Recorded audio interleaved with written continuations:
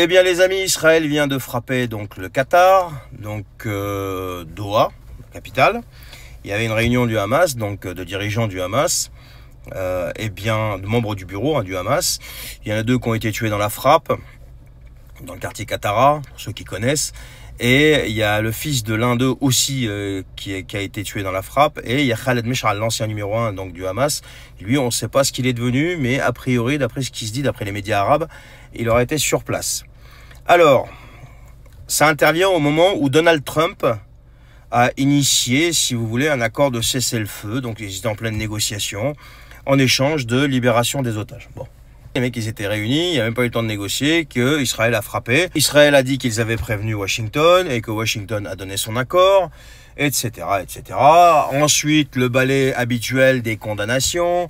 Le Qatar crie au scandale, non-respect du droit international, et je sais plus quoi d'autre. Enfin, bref, c'est de la lâcheté, ils ont dit ouais aussi. Les Émirats arabes ont condamné, donc tu as tout le balai des pays arabes qui savent faire ça, ils excellent dans les déclarations de condamnation, ont condamné. Mais ce qu'il faut savoir derrière tout ça, c'est que quand même c'est le Qatar qui a été frappé. C'est pas n'importe quel pays. C'est un allié des États-Unis. Je vois dans les commentaires de certaines publications, oui, c'est un pays, l'islamisme, je sais pas quoi, machin, d'accord. Mais ça reste quand même l'allié des États-Unis qui a été frappé. Ok? Et la frappe, c'était une frappe ciblée.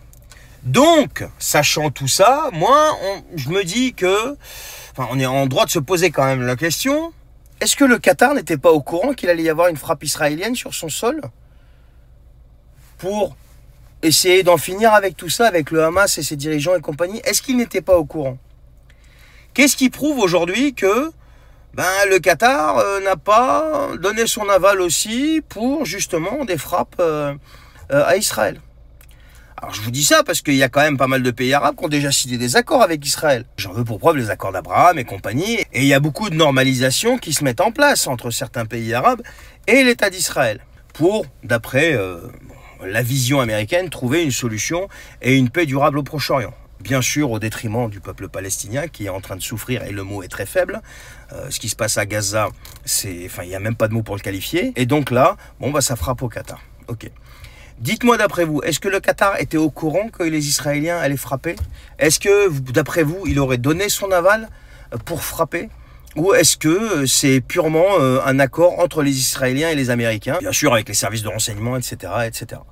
Moi, je pense très sincèrement que tout ce petit monde était au courant et que c'était planifié, quoi, tout simplement, parce que tu peux pas, et genre les services de renseignement qataris ils n'étaient pas au courant de quoi que ce soit, ils savaient pas qu'il y avait quelque chose qui concoctait, parce que quand même le Qatar a quand même un service de renseignement, et j'ai peine à croire, si vous voulez, que le service de renseignement qatari n'ait rien vu venir. Enfin, je sais pas, j'essaye de comprendre, dites-moi ce que vous en pensez.